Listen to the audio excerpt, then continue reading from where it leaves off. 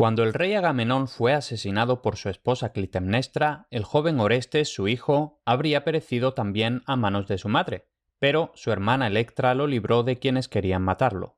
Lo salvó y lo envió a casa de Estrofio de Fócide, que era amigo de la casa del rey Agamenón, su padre. Allí se quedó Orestes hasta que tuvo edad y fuerza para cumplir la ley, pues la ley del país era que si un hombre era asesinado vilmente, su hijo debía vengarlo de quien lo hubiera hecho. Además, el joven pidió consejo a Apolo en el oráculo de Delfos, y el dios le respondió que debía vengar la sangre de su padre, incluso si suponía acabar con la mujer que lo había engendrado. Por lo tanto, ya hecho un hombre, llegó a la ciudad de Argos disfrazado para que nadie lo reconociera. Llevaba consigo a Pílades, hijo de Estrofio. Estos dos se apreciaban mucho, de modo que los hombres hablaban de ellos como si ya fueran famosos por su amistad. También iba con Orestes un anciano, un esclavo que le había servido desde niño. Los tres habían urdido una historia con la que engañar a la reina y a su marido, y así preparados entraron en la ciudad al amanecer. Entonces habló el anciano. «Hijo de Agamenón, ¿ves la ciudad que tanto has deseado ver? Allí está el bosque de Ío, a quien el tábano llevó por la tierra, y allí, a la izquierda, el templo de Hera, que todos los hombres conocen, y ante nosotros el palacio de los hijos de Pélope, una casa de muchos males, de la que yo te saqué en otro tiempo, cuando tu madre quería matarte. Pero ahora debemos tomar consejo, y pronto, pues ha salido el sol y ha despertado a los pájaros, y debemos estar preparados antes de que los hombres salgan a sus tareas». «Bien dicho, anciano», respondió Orestes. «Escucha, pues, lo que te digo, y que sepas primero que, cuando quise oír de Apolo en su oráculo de Delfos cuál era la mejor manera de vengar a mi padre, me dijo que no confiara ni en el escudo ni en la lanza, sino que llevara a cabo la hazaña con astucia. Ve, pues, cuando se presente la ocasión al palacio, e inspecciona lo que hay en él, pues no sabrán quién eres. Tan cambiado estás. Y les contarás una historia sobre mí que sin duda los engañará. Y mientras tanto honraremos al espíritu de mi padre en su tumba, ofreciéndole el cabello que me ha sido rapado de la cabeza y ofrendas de bebida, y después volveremos y llevaremos a cabo lo que quede por hacer». Y cuando hubo hablado así, rezó. «Oh, patria mía y dioses de la tierra, ayudadme a mí y a la casa de mi padre, cuya culpa de sangre he venido, por mandato de los dioses, a purgar». «Oigo la voz de alguien que gime», dijo el anciano. «Sin duda es mi hermana Electra», respondió Orestes.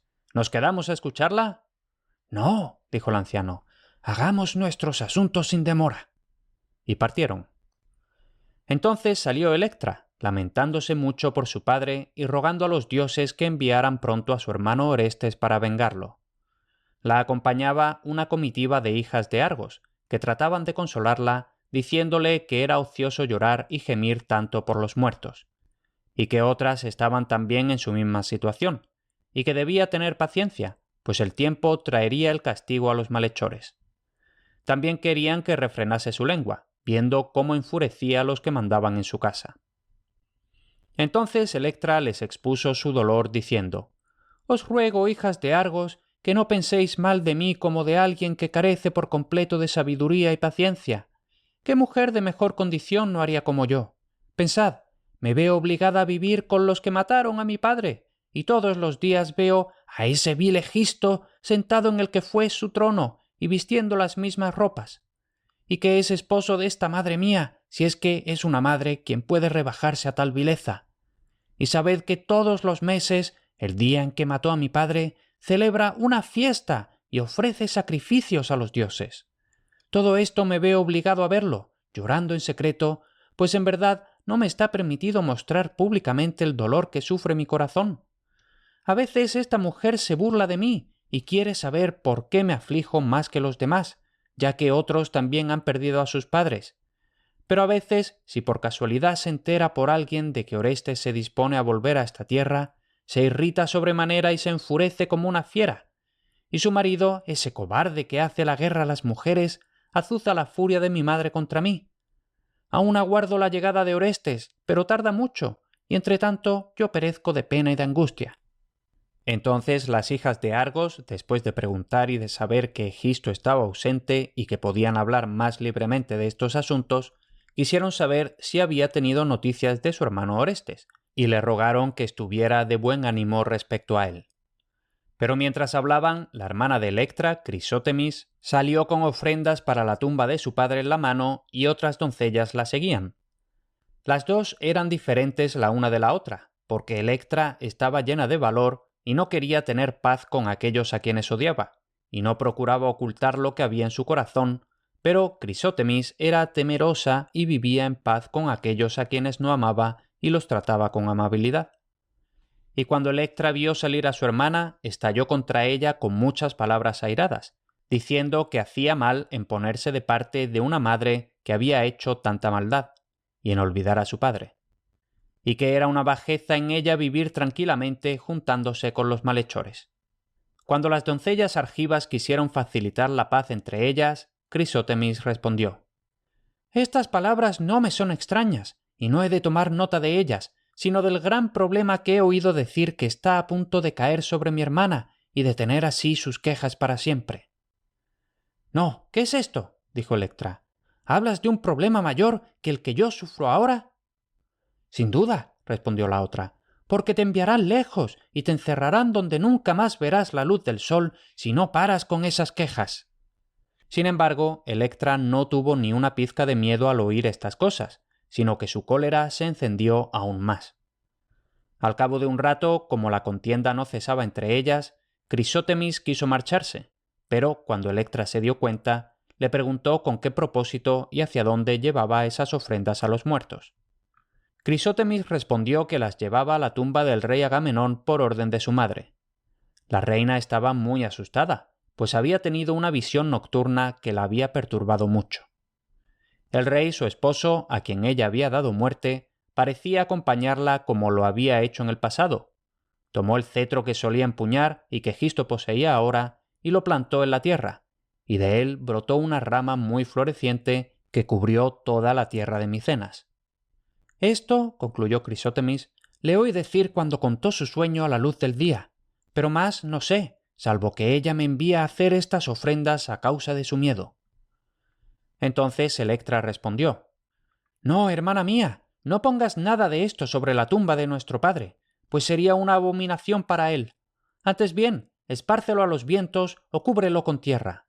Guarda estas cosas, pues, para cuando ella muera, y es que seguramente, si no fuera porque es la más desvergonzada de las mujeres, no habría querido rendir este honor a aquel a quien asesinó tan vilmente. ¿Piensa expiar así la sangre que ha derramado? No ha de ser así. Guarda estas cosas, y tú y yo pondremos sobre esta tumba cabellos de tu cabeza y de la mía. Pequeños regalos, la verdad, pero es lo que tenemos. Ruega a nuestro padre que nos ayude desde allá donde habita bajo la tierra, y también porque Orestes venga pronto y ponga su pie sobre los cuellos de los que nos odian». Crisótemis prometió que lo haría y partió. Al poco rato salió la reina Clitemnestra y, al encontrar a su hija Electra fuera de la puerta del palacio, se enfadó mucho, diciendo que el rey Egisto le había prohibido hacer eso, y que no estaba bien que, estando él ausente, ella no tuviera en cuenta a su madre. «Pero ahora», dijo ella, «razonemos juntas. Hablas mal de mí porque maté a tu padre. Así es, no lo niego. Pero fíjate, lo mató la justicia, no solo yo. Y tú deberías estar del lado de la justicia. Él mató a tu hermana, sacrificándola a los dioses como ningún otro griego había hecho. ¿Por qué razón la mató? Por el bien de los griegos, dirás. ¿Pero qué tenían que ver los griegos con mi hija? ¿O fue por el rey Menelao, su hermano?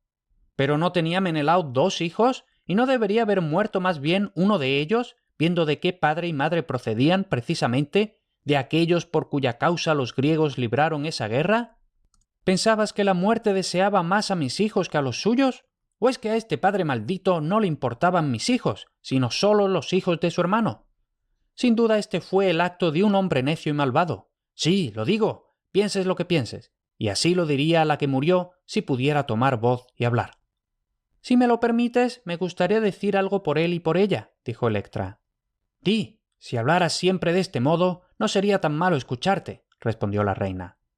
«Tú dices, yo maté a tu padre. No podrías decir algo peor, fuera justo o no. Pero nunca pensaste en la justicia. Fue la mala persuasión de aquel con quien ahora te relacionas lo que te impulsó a este acto. Y en cuanto a mi hermana, tú sabes bien que mi padre mató a un ciervo en el bosque de Artemis y se jactó de la hazaña, y que la diosa se enojó con él y obstaculizó el viaje de los griegos, y que por esta causa mi padre mató a su hija, sabiendo que de otro modo los barcos no podrían navegar ni a Troya ni a casa. Sí, la mató, muy en contra de su voluntad, por el bien del pueblo y por nada más. Y considera si esto que dices no es del todo un pretexto. ¿No eres esposa del que fue tu compañero en este hecho? ¿Llamas a esto tomar venganza por tu hija que fue asesinada? ¿Y tus hijos? ¿Eres madre de ellos? ¿Qué mal no sufro por tu mano y la de tu cómplice? ¿Y Orestes, a quien apenas salvé de tu mano, no vive en el exilio? Sea lo que fuere lo que le reprochas a él, no tienes por qué avergonzarte de mí. Entonces ambas se dirigieron muchas palabras enconadas, y al final, cuando Electra cayó, la reina rezó a los dioses e hizo sus ofrendas ante la tumba. Primero se dirigió a Febo. «Oh, Febo, escucha lo que hay en mi corazón, pues no me atrevo a decirlo en voz alta, ya que no estoy entre amigos. Pero de los sueños que he visto esta noche pasada, concédeme que el bien se cumpla y que el mal se desvíe hacia mis enemigos, y que no me vea derribada de la fortuna en la que ahora vivo, y que pueda empuñar este cetro del hijo de Atreo que ahora tengo, y pueda tener la compañía de mis amigos, igual que ahora, y el amor de mis hijos, si es que aman a su madre». Y mientras ella hablaba así, entró un anciano que quiso saber si lo que veía era el palacio de Atreo. Y al oír que lo era, preguntó si la dama que veía era la reina, y al recibir respuesta, dijo: «Señora, tengo buenas noticias para ti y para el rey Egisto». «Dime primero quién eres». «Vengo de parte de Fanoteo, de Fócide. Traigo grandes noticias». «Dímelas, pues ese hombre es amigo, y las noticias son sin duda buenas». «Lo diré en una palabra. Orestes ha muerto». Al oír esto, Electra prorrumpió en un gran grito, diciendo que estaba destrozada. Pero la reina dijo: «¿Qué? ¿Qué dices? No hagas caso a esta mujer». «Ya te dije», respondió el hombre, «y te lo repito, que Orestes ha muerto». Y Electra prorrumpió de nuevo en un grito, pero la reina la mandó callar y quiso que el forastero contara la historia, y el hombre la relató. «Vino a Delfos, a donde acuden mucho los griegos, con el propósito de competir en los juegos de Apolo Pitio. En primer lugar, hubo una carrera de corredores a pie, a la que él se presentó, y adelantando a todos los que corrían con él, ganó el premio. Jamás vi un hombre semejante, pues no hubo una sola prueba en la que no se impusiera.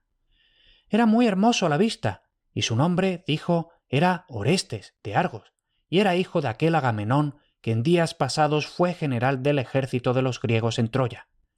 Pero cuando los dioses quieren destruir a un hombre, ¿quién es tan fuerte que pueda escapar? Al día siguiente, al atardecer, se convocó una carrera de carros, a la que acudieron un hombre de Acaya, otro de Esparta y 2 de Barca, en África. Después de estos iba Orestes, que era el quinto, con caballos de Tesalia. Y el sexto era un hombre de Etolia, con caballos alazanes, y el séptimo un hombre de Magnesia, en Tesalia. Y el octavo era un hombre de Enea, cuyos caballos eran blancos, y el noveno de Atenas, una ciudad que, según dicen, fue construida por dioses, y un beocio era el 10º. Primero, los heraldos echaron a suertes la posición de cada uno. Después sonó la trompeta, y los caballos brincaron hacia adelante, mientras los hombres les gritaban y agitaban las riendas, sin escatimar la fusta. Grande fue el estruendo, y el polvo se levantó como una nube de la llanura.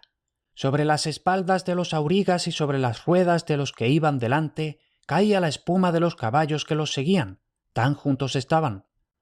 Orestes, cuando llegó a la columna donde giraban los carros, arrastró su rueda hasta casi tocarla, aflojó la rienda del caballo derecho y apretó la del izquierdo. Hasta entonces los carros no habían sufrido ningún percance, sino que a todos les había ido bien. Pero aquí los corceles del hombre de Enea, mostrándose muy difíciles de sujetar, se desviaron de su curso y se empotraron contra el costado de uno de los carros de Barca. Ya habían terminado 6 vueltas y estaban a punto de comenzar la 7ª. Ahora comenzaron los problemas y todo se torció, pues unos se estrellaron contra otros hasta que toda la llanura de Crisa quedó cubierta de carros rotos, como el mar de naufragios. Pero el hombre de Atenas era muy hábil en la conducción, y cuando vio el comienzo de la confusión, apartó sus caballos y se contuvo, y así escapó sin sufrir daños. Orestes era el que más se oponía, confiando en lo que haría al final, y cuando vio que solo quedaba el hombre de Atenas, gritó a sus caballos y se apresuró a alcanzarlo. Entonces los dos tiraron juntos, manteniendo sus carros iguales, y primero uno se mostró algo al frente, y luego el otro. Durante 11 de las 12 vueltas todo le fue bien a Orestes, pero al rodear la columna por última vez, soltó la rienda izquierda y no supo que la había soltado demasiado, y chocó contra la columna y se rompió el eje en medio, por lo que salió despedido de su carro. Pero las riendas se le habían enredado y lo retuvieron. Todo el pueblo gritó al ver al joven arrastrado por la llanura. Al fin, los que habían conducido los otros carros detuvieron a duras penas a los caballos y los soltaron. Estaba cubierto de sangre y muy desfigurado, de modo que nadie podía reconocerlo. Quemamos su cuerpo y ciertos focenses, que el príncipe ha enviado para este fin, traen lo que queda de él, que no son sino unas pocas cenizas en una urna de bronce, pese a todo lo alto y fuerte que era. Esta historia os resultará a vosotras triste de oír, pero para nosotros, que lo vimos, nunca hubo nada más doloroso en este mundo. Entonces dijo la reina: ¿Debo decir que esto ha sucedido mal o bien? ¿O que es algo malo más provechoso para mí? Ciertamente es penoso que encuentre salvación en la muerte de mi propia sangre. ¿Qué te preocupa, señora, respecto a estas noticias?, dijo el falso mensajero. Es terrible ser madre. Por mucho mal que sufra, no puede herir a quien ha dado a luz. Entonces, dijo él, parece que he venido en vano. En absoluto, respondió la reina, si demuestras que Orestes ha muerto, pues hace mucho tiempo que me es desconocido, y cuando partió de aquí no me conocía, pues era muy chico. Y últimamente, acusándome por la sangre de su padre, me ha proferido terribles amenazas, de modo que no he podido dormir en paz ni de día ni de noche. Y ahora en este día me he librado de este miedo que me ha hecho sufrir todo este tiempo. Entonces la reina y el falso mensajero entraron en el palacio. Cuando se hubieron marchado, Electra gritó exclamando: «Aquí, justo aquí tenéis a una madre que llora y se lamenta por su hijo. Oh, Orestes mío, qué mal me has causado, pues ya no tengo esperanzas de que acudas a vengar a mi padre. ¿A dónde puedo ir, ya que tú y él os habéis ido? ¿Debo ser como un esclavo entre los que mataron a mi padre? No entraré más por esta puerta. Que me maten si quieren. Consideraría un favor morir así». También las doncellas de Argos lloraron con ella el hermano muerto. Pero en medio de sus lamentos llegó Crisótemis con gran alegría, diciendo: «Oh, hermana mía, te traigo buenas nuevas que te aliviarán de tus penas». «¡Qué alivio, si ya no tienen remedio!». «Orestes está aquí. Tenlo tan claro como que ahora me ves ante ti». «Sin duda estás loca y te ríes de tus penas y de las mías». «No es así, lo juro por el hogar de mis padres. Orestes está aquí». «¿Quién te ha contado esta historia que tan extrañamente crees?». «Creo por las pruebas que vi con mis propios ojos y no con los de otro. Escucha, pues. Cuando llegué a la tumba de mi padre, vi en lo alto de la columna ofrendas de leche recién vertida y guirnaldas de toda clase de flores. Maravillada por ello, miré si había algún hombre cerca. Al no ver a nadie me acerqué y sobre la tumba vi un mechón de cabello recién cortado. En cuanto lo vi, supe que era una señal de Orestes, el más querido de los hombres en todo el mundo para ti y para mí. Al tocarlo, contuve mi lengua de todas las palabras que pudieran causar algún daño, y mis ojos se llenaron de lágrimas. Y ahora piensa, ¿de quién debería ser eso indicio, sino de él? ¿Quién iba a hacer esto, sino tú o yo? Y yo no lo hice, ni tú tampoco, pues no puedes alejarte tanto de esta casa, y mi madre no acostumbra a hacer tales cosas. Sin duda es Orestes, y ahora ha llegado el final de nuestras cuitas, y todo irá bien». «No», respondió Electra, «te compadezco por tu locura». «¿No te complacen mis noticias? No sé por qué hablas tan locamente». «¿Pero no puedo creer lo que he visto con mis propios ojos?». «Oh, hermana mía, está muerto, no busques más su ayuda». «Espera, ¿de quién te has enterado?». de uno que estaba presente cuando pereció. ¿Dónde está? Esto es muy extraño. ¿De quién son entonces las ofrendas sobre la tumba? Alguien las ha puesto para conmemorar la muerte de Orestes.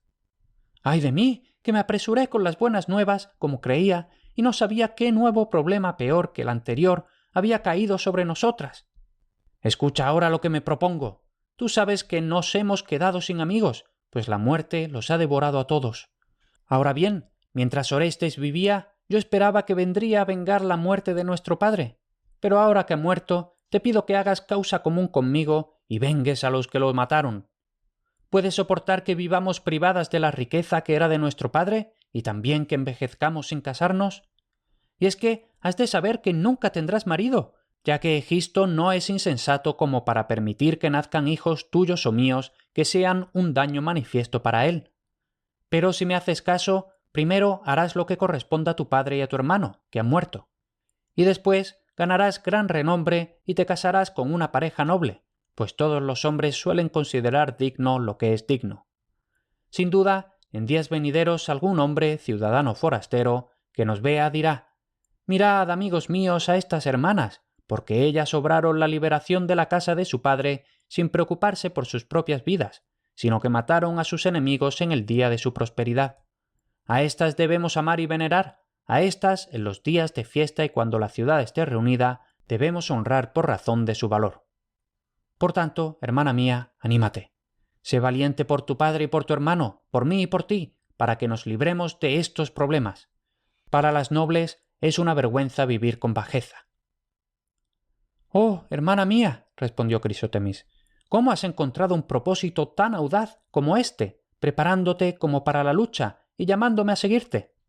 ¿No sabes que eres una mujer y no un hombre, y que eres más débil que tus enemigos, y que su buena suerte aumenta y la nuestra disminuye cada vez más? ¿Y de qué nos servirá si alcanzamos gran renombre y morimos de forma vergonzosa? Sin embargo, morir no me parece tan gran pérdida como desear morir y no alcanzar nada tras sufrir torturas o cadenas. Controla tu ira dentro de unos límites. Lo que has dicho lo daré por no dicho. Cede solo ante los más fuertes». Después de muchas palabras, Electra instando a su hermana a este acto y la otra excusándose, las dos se separaron muy enfadadas. Crisótemis entró en el palacio, pero Electra se quedó donde estaba. Al cabo de un rato llegó Orestes disfrazado para que nadie le reconociera.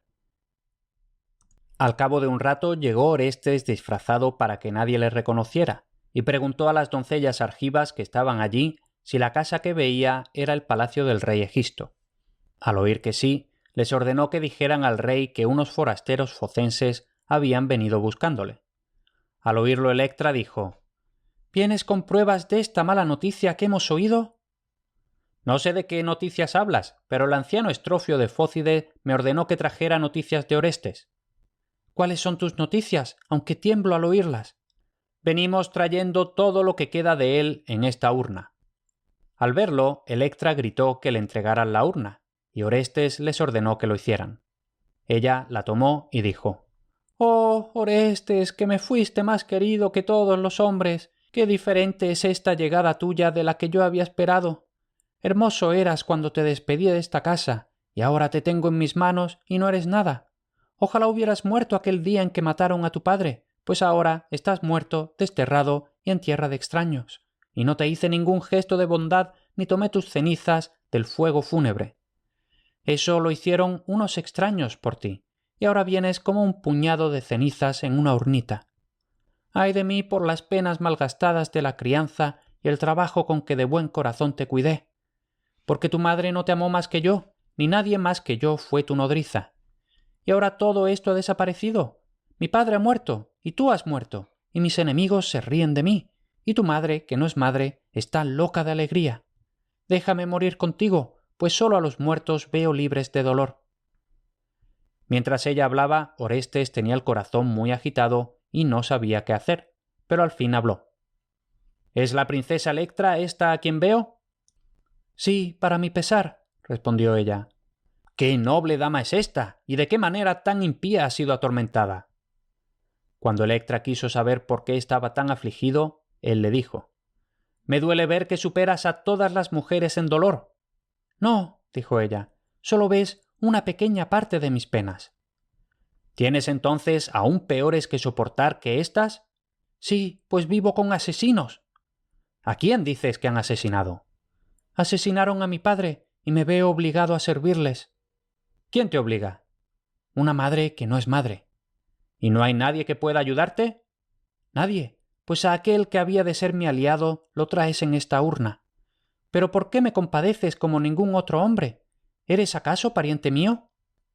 Deja esta urna y te lo diré. No, forastero, no me la quites, pues contiene todo lo que más quiero. No digas tonterías. Tu pena no tiene causa. ¿Dices que no tiene causa cuando mi hermano ha muerto? Haces mal en hablar así de tu hermano. ¿Tampoco me apreciaba el muerto? Nadie te menosprecia. Sin embargo, estas cenizas no te conciernen. ¿Cómo? Si este es el cuerpo de mi Orestes. Aquí no hay cuerpo verdadero, solo uno simulado. ¡Desgraciado! ¿Dónde está su tumba? No la tiene. ¿Qué necesidad tiene el vivo de una tumba? ¿Vive, pues? Sí, si yo estoy vivo. ¿Eres tú entonces él? Sí, mira este sello de mi padre y decide si digo la verdad. Al ver el sello, supo que era el de su padre y que aquel desconocido era Orestes. Lloró de alegría y lo abrazó.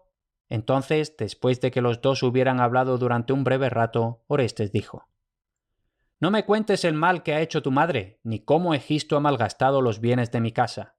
Más bien, instrúyeme en esto. ¿Debo actuar en secreto o abiertamente? Guárdate también de que tu madre te vea con cara alegre, no vaya a ponerse en guardia».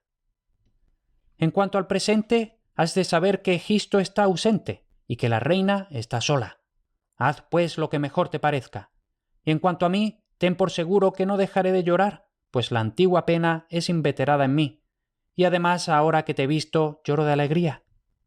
Pero mientras hablaban juntos llegó el anciano apresuradamente y les reprendió por haber perdido así el tiempo. Y a Orestes le dijo que nadie sabía quién era, sino que todos lo daban por muerto y que debía apresurarse a actuar, pues ahora la reina estaba sola y no había hombre alguno en el palacio. Y Orestes, después de haber rezado a los dioses, y en especial a Apolo, que era el que le había ordenado hacer aquello, entró en el palacio. Al principio le acompañó Electra, pero después salió para vigilar por si acaso regresaba el rey Egisto. Así pues, ella y la mujer esperaron fuera y se quedaron escuchando. Al cabo de un rato se oyó un grito. ¡Oh, hijo mío, ten piedad de tu madre! Y Electra dijo: Sí, pero tú no tuviste piedad de él ni del padre que lo engendró. Y de nuevo se oyó: ¡Ay de mí! Estoy herida. Y Electra dijo: Dale, si puedes, un doble golpe. Y entonces la voz llegó por tercera vez: Vuelvo a recibir una herida. Y Electra dijo: Ojalá Egisto fuera herido junto a ti. Después de esto, Orestes salió con la espada empapada en sangre, y cuando las mujeres le preguntaron cómo le había ido en el palacio, respondió: Todo ha ido bien, si Apolo ha dicho la verdad. Mientras hablaba, el rey Egisto regresó preguntando: ¿Dónde están esos forasteros de Fócide que han venido contando que el príncipe Orestes ha muerto en una carrera de carros? Y Electra respondió que estaban dentro. Entonces Egisto exclamó: Abrid las puertas y que todos los hombres de Argos y de Micenas vean el cadáver, y si acaso alguno se ha ilusionado con vanas esperanzas, que vea que Orestes está muerto, y así se someta a mí. Entonces se abrió la puerta y apareció un cadáver, que yacía cubierto con una sábana. Y Egisto dijo: Quitadle la sábana de la cara, pues es familia mía, y he de mostrar duelo. Quítaselo tú mismo, respondió Orestes, pues este cadáver es tuyo, no mío. Bien dices, replicó Egisto. Si la reina está en palacio, dile que venga. Está cerca de ti, no mires a otra parte. Y cuando Egisto levantó la sábana, he aquí que era la reina la que yacía muerta. Entonces lo supo todo y se volvió hacia el forastero, diciendo: Tú debes ser Orestes. Así es, y ahora entra en palacio. ¿Pero por qué me matas en la oscuridad si este acto es justo? Yo te mato a ti donde tú mataste al que está muerto. Así pues, lo arrastró ante él hasta el palacio y allí lo mató. Y así fue vengada la muerte del rey Agamenón.